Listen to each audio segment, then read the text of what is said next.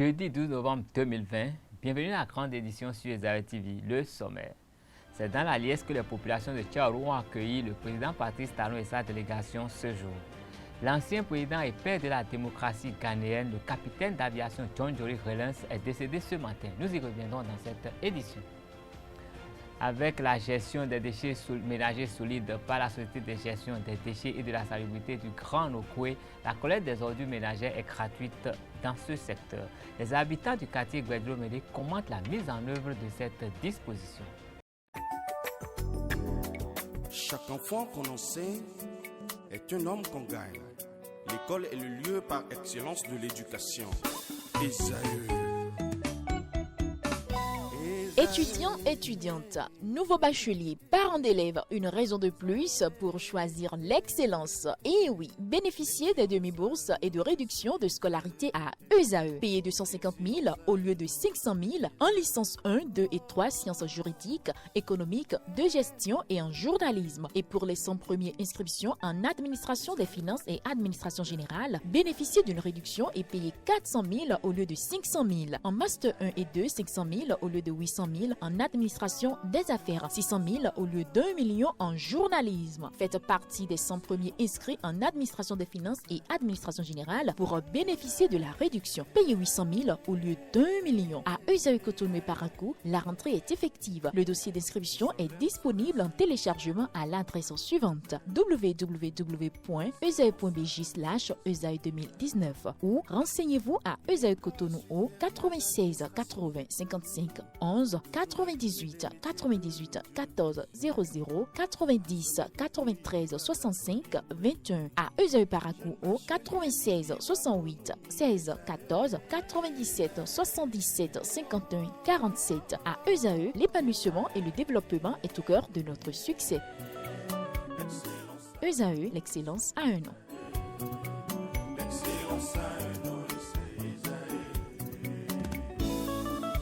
La rumba, c'est la musique des sages. Et Esaü, c'est l'école des sages.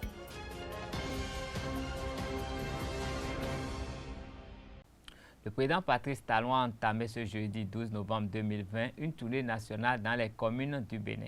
Il a assisté à la séance de reddition des comptes du conseil communal de Savè, première étape de cette tournée.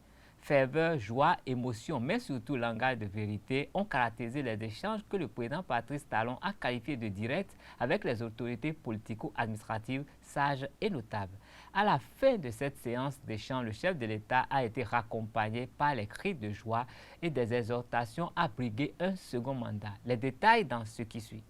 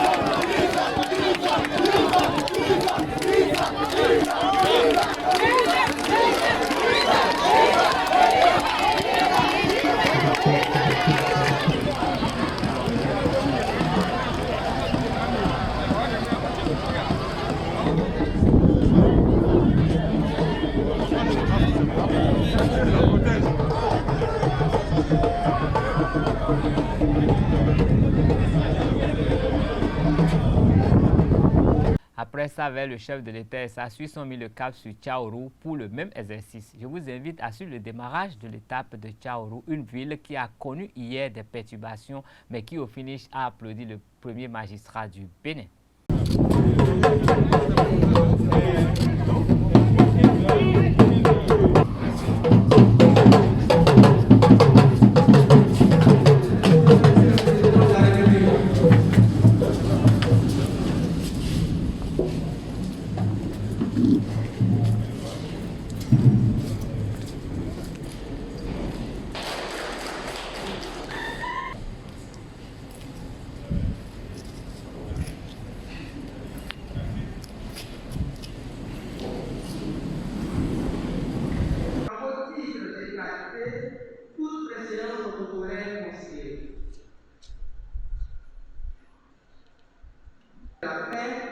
De la fraternité et de la solidarité sera marquée par les points ci-après. L'allocution de bienvenue du maire de la commune de Tchaourou. Je vous souhaite une journée de travail réussie. Je vous remercie.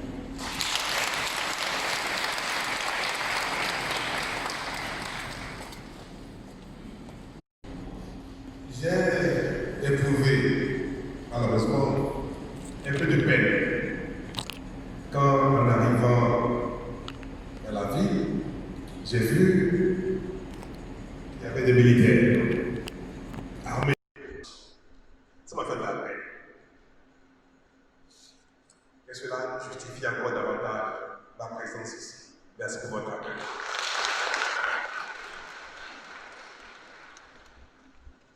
Une page environnementale dans cette édition. Depuis quelques mois, le gouvernement béninois, à travers la Société de gestion des déchets et de la salubrité du Grand Nokoué, a décidé de la gratuité du service de collecte des déchets solides ménagers jusqu'à l'entrée en vigueur d'une nouvelle tarification sous forme de redevance. Les Cotonois observent l'application de cette nouvelle mesure, mais remarquent qu'elle n'est pas encore assez efficace. C'est le constat fait par Céline Bovi et Jacques Maouillon d'Almeda. Quand c'était payant, ils venaient 2 fois par semaine. Maintenant, ils viennent une seule fois. Mais on ne connaît pas le jour. Ça n'a pas de jour précis, quoi. Ils viennent seulement à n'importe quelle heure. Donc, nous on fait ça, nous on fait ça, nous à Rosudo. Mais des milliards, les mecs m'ont dit, mais les, ils n'ont pas de fidé, bon, confidé. Bon, vous avez dit, mais non, pour les encore en tout. Film, il est introduit, on peut y tomber. Son corps au final, il faut une semaine de mer. Ben non, caca, 2 semaines, 3 semaines. Tu vois, non, le pauvre lavoré. Et nous, il y a son corps, on trouve là. Lorsque c'était payant, ils venaient régulièrement. Ils étaient aptes au travail, quoi. Mais maintenant, quand c'est gratuit, ils viennent quand ils veulent. Pour des opérer, nous avons aussi les 2 opérer pour m'opérer. Et n'ayons. Et ça non bleu quantité non bleu mon d'ailleurs à mon et quand mon mais do khuni we bonando de yi kwe bo bleu mon et quand te fata yi ni bleu mon ma aussi en sowe ma na galo ni. Info Société dans cette édition, un orphelinat a ouvert ses portes depuis quelques mois dans l'arrondissement de Tango-Djevier dans la commune de Zé pour accueillir aussi bien les orphelins que les veufs et veuves qui ont des difficultés à subvenir à leurs besoins fondamentaux. Comment se fait admettre à l'orphelinat Dr Léon Obayomi Sacramento? La présidente de l'ONG Demeure d'amour, promotrice de l'orphelinat, répond. Nous nous occupons des 2, c'est-à-dire la veuve et l'orphelin. Actuellement, nous avons 11 orphelins. L'orphelin le plus âgé qui est ici actuellement a 12 ans. Le tout petit a 3 ans. Il y en a qui sont venus, qui sont du village. Il y en a qui sont venus de Comé, Parakou. Souvent, ils viennent avec leur mère. Des fois, c'est la maman, des fois, c'est le papa, c'est-à-dire le veuf, qui les amène. Ou bien des tuteurs qui, faute de moyens, nous les amènent ici. Tous les orphelins qui sont ici vont à l'école. Mais nous avons aussi des veuves ici. Nous avons des veuves ici. Actuellement, il y a 2 2 veuves dans la maison. Et avec ces veuves-là, nous les occupons. Nous leur apprenons à fabriquer des produits cosmétiques, du savon, en tout cas des activités génératrices de revenus. Elles sont là avec leurs enfants. Il y en a, ils ne sont pas ici, mais ils viennent prendre des vivres et nous leur donnons de quoi faire le commerce. Juste ici, nous avons mené toutes les démarches à l'endroit du ministère qui continue de nous faire des promesses. Et j'avoue que la pandémie a retardé les choses. Sinon, juste là, c'est nos propres sous, nos propres ressources ou des amis chez qui nous quémandons pratiquement pour leur venir en aide. Sinon, nous n'avons pas encore de partenaires. Dr Colombe Sacramento explique également comment s'organise la vie dans ce centre d'accueil dont le but est d'aider ces pensionnaires à être autonomes et se prendre en charge de manière conséquente. Toutes les préparations sont gratuites. Les enfants ne payent rien. Ils ont appris qu'il y a un centre ici. Et nous leur avons montré les conditions d'admission. Et ils ont rempli les conditions. Il faut un acte de décès du parent défunt. Il faut un engagement d'un parent proche du défunt. Il faut aussi légaliser certains papiers, toute une liste quand même. Et l'objectif n'est pas de garder à long terme les enfants, ça dépend du contrat qui nous lie. Si le parent à un moment donné sent le besoin de revenir récupérer son enfant, il n'y a pas de problème. Nous courons pour trouver de financement afin de construire les autres groupes pédagogiques. Dans le plan, on devait construire 10 classes.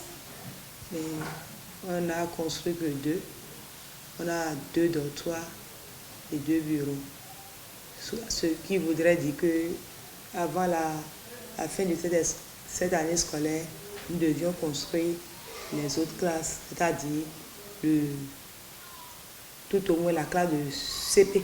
Honnêtement, nous voudrions que des personnes de bonne volonté nous viennent en aide. Si nous trouvons des moyens, si on a les moyens, l'idéal serait de vite de construire des salles de classe pour qu'on ait tous les groupes pédagogiques. Nous avons une grande difficulté actuellement. Le centre n'est pas électrifié et nous n'avons pas d'eau. Spiritualité à présent. Le Panthéon vaudou regorge plusieurs divinités. Certaines parmi ces divinités sont qualifiées d'originelles. Quelle place occupe-t-elle dans le métaphysique daoméen? Suivez Zeleka Kanhohonou pour plus d'explications. Il est au micro de Jacques Maouillon d'Almeda. D'abord, avant d'évoquer les divinités originelles, je salue les grands dépositaires de nos valeurs ancestrales qui ont lutté, nos voyants ancêtres qui ont lutté depuis des millénaires, depuis la nuit des temps, pour sauvegarder, pour organiser, malgré qu'ils ne soient pas intellectuels, ils ont organisé la société africaine, la société daoméenne, et en particulier la société africaine, à une façon où les choses sont hiérarchisées. Il y a l'ordre, la discipline, la sagesse. Je salue tous ces grands héros qui ont lutté pour la sauvegarde, malgré tout, malgré la pénétration, malgré l'impérialisme. D'accord, je le remercie. D'abord, parlons des divinités. Le vaudou, qu'est-ce que c'est? Quand on parle du vaudou, le vaudou n'est pas une religion. Je le dis, c'est une spiritualité insondable, basée, purement naturelle, basée sur les principes divins et dont le seul principe est le bien-être de l'homme, qui se manifeste à travers les esprits, les héros. les rues, les esprits qui sont sanctifiés. D'accord? Donc, par la divinité originelle, nous en avons quatre principales divinités originelles. Nous avons Fabioso, qu'on appelle Saint-Michel dans le syncrétisme religieux. Nous avons Dan, le signe de l'eau. Fabioso, c'est le signe du feu. Et Dan, c'est l'eau. Nous avons Torosu, qui est l'air. Quand on dit Dan, dans Torosu, c'est pratiquement classé dans l'air. Le signe de l'air, c'est Torosu. Maintenant, il y a aussi la divinité Ogun, le dieu du fer, des cheminots, des chasseurs, des militaires, des hommes en uniforme, parce qu'ils manipulent Ogun. Leur âme, c'est Ogun. Nous avons aussi Sakata à son nom, que les Romains appellent Gaïa. Les Romains l'appellent Gaïa. Les Romains, les Grecs l'appellent Gaïa. En Égypte aussi, mais ce nom est venu de l'Égypte. C'est Gaïa. Et les Romains l'appellent également Geb. Geb, c'est ça, Sakata. Son nom, le dieu de la terre. C'est ça. Voilà 4 divinités principaux. Et il y a aussi, en dehors de ça, nous avons la divinité Lega. Lega Flakute Ramba. En tout Bodja. Il ne reste pas dans la maison, c'est lui, le messager. Et il est assis sur Tchétoula. Tchétoula. Voilà, je vais venir dans les détails, petit à petit. Maintenant, parlant de la divinité, la première divinité que vous avez évoquée, c'est la divinité Hebioso. Hebioso est le dieu du tonnerre, le dieu de la foudre. Et c'est le justicier, c'est la justice dans le vaudou, originellement. Et je vais raconter une petite anecdote pour illustrer. Depuis les temps immémoriaux, lorsque Abraham, bien avant Jésus-Christ, des millénaires avant Jésus-Christ, lorsque Abraham voulait sacrifier son fils Isaac, il y a le dieu du tonnerre, qui est intervenu. Et il a grondé. Il dit, à partir d'aujourd'hui, tu ne vas pas sacrifier ton fils Isaac. À partir d'aujourd'hui, ce sont les animaux. C'est le bélier blanc. Le bélier blanc. Et il les a écartés. Et sur un arbre, il a vu un bélier blanc. Tout blanc. Et c'est depuis lors que le Hebioso, la divinité Hebioso, le dieu du tonnerre, le dieu de la faute, le justicier, la justice du vaudou, on a commencé par lui donner en sacrifice le bélier. Il prend un bélier blanc. Je vais en venir tout à l'heure. Restons toujours avec Zéléka qui explique comment, selon les adeptes des religions dites endogènes, la divinité Hebioso punit ceux qui freinent les principes de la nature. Toujours au micro de Jacques Maurion d'Almenda. La foudre, le dieu du tonnerre, c'est la justice du vaudou. Il punit. Hebioso est là pour la justice, pour l'équilibre entre les hommes. Il punit un malfaiteur parmi une foule de personnes sans dégâts collatéraux. C'est-à-dire quoi? Je vais expliquer. Il écarte tout le monde. Lorsque le malfaiteur ou bien les malfaiteurs sont à un endroit, il écarte tous ceux qui sont innocents. Mais avant de punir, il avertit 3 fois. Il fait des signes annonçateurs 3 fois au malfaiteur. Mais si la personne s'entête, réitère son acte vilain, malin et maléfique, il descend, il le foudroie en plein cœur. Et sans dégâts collatéraux, il écarte tout le monde. Et le mauvais gris, ou bien le mauvais sort que cette personne-là, ce malfaisant, veut jeter à ses prochains, à son prochain de ses malfaisants, et le met à côté, sur sa poitrine, il est à côté de lui, en tout cas, dans n'importe quelle position. On vient voir. Il y a des rituels spéciaux. Ceux qui sont les adeptes de Hebioso, on les appelle les Hebiososi. Et lorsqu'on consacre beaucoup de fêtes, le 10 janvier, lorsqu'on veut faire des cérémonies rituelles pour les Hebiososi, ils ont leur couvent. Ils vont au couvent, on les sort, on leur fait des rituels, des rites de passage, on les initie, on les appelle les Atinansi ou bien les Hebiososi, ou bien Atinano. Et le Atinan, c'est quoi? Vous allez voir, au cours des cérémonies, au cours des sorties, le Hebiososi porte dans son dos un accoutrement spécial, c'est en rouge. Et il y a un pouvoir dorsal qu'il porte. C'est ça le Atina. Et c'est rempli, c'est orné, voilà, c'est orné de plumes de perroquet, tout rouge. C'est le signe du feu, ça. Et lorsque le Atina sort, c'est pour purifier le pays. Les Atinans ou les Atinansi sont là, dans cet ordre, pour rétablir l'équilibre. Maintenant, ces manières, ces pratiques sont destinées aux hauts dignitaires qui sont initiés, qui ont la main, spécialement dans ce domaine. Les remondants, les vénérables officiers. Voilà, en français, on appelle, les remondants s'appellent les vénérables officiers, qui sont dépositaires de ce pouvoir-là. Hein.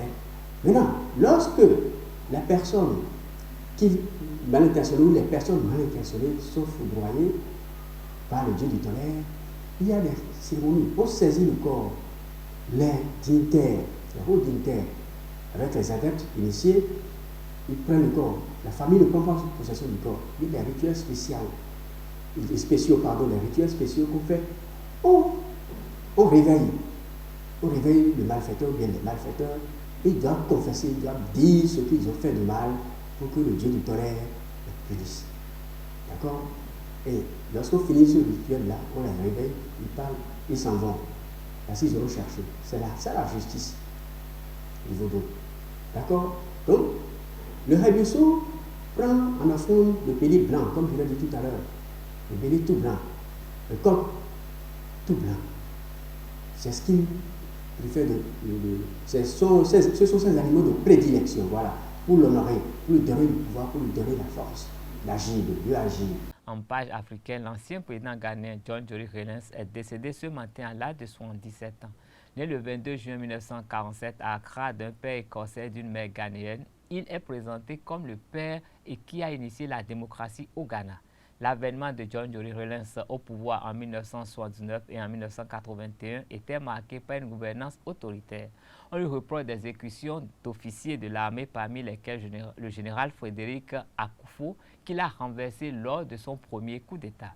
Il a motivé son second putsch par la dénonciation de la corruption et de la mauvaise gouvernance au sommet de l'État. Mais c'est aussi lui qui a initié la transition du Ghana vers le multipartisme démocratique. Il a remporté l'élection en 1992 après l'adoption d'une nouvelle constitution. Il revient au pouvoir en 1996 avant de démissionner en 2001, année au cours de laquelle il a transféré le pouvoir à John Kufuor. Ce décès survient à quelques semaines de la présidentielle que le Ghana organise le 7 décembre prochain. Le scrutin oppose l'actuel président Nana Akufo-Addo à son rival de l'opposition John Nana, qui défend les couleurs de la National Democratic Congress NDC. Réagissant sur Twitter, John Mahama, également ancien président du Ghana, a annoncé qu'il suspendait sa campagne électorale. Ce sera tout pour cette édition. Merci de rester fidèle au programme de Zaïre TV. À demain pour un autre rendez-vous avec les informations. Bonsoir.